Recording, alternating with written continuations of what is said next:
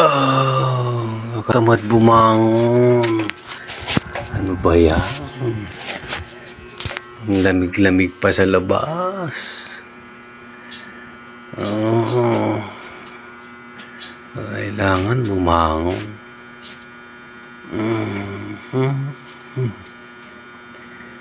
Ano kayang magandang ulam ngayon? Sarap ngayon, hotdog jumbo, chicken frank. Yan.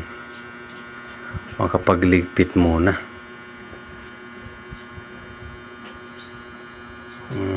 Parang makulimlim pa ang panahon.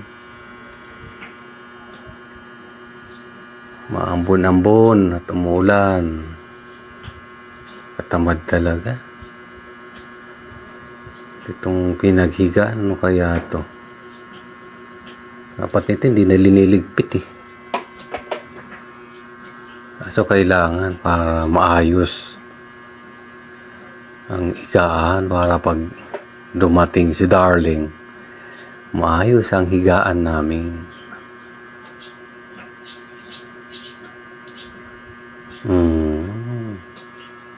Kahit mapangi at mabantot-bantot na tong sapin ko sa kama, ayos pa lang din yun. Nakakauhaw talaga.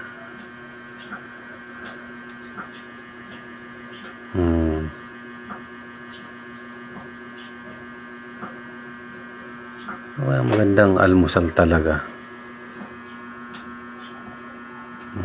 Pabanguhan na lang to. Nakakatamad talagang maglinis saka maglaba. Makulimlim at maulan-ulan.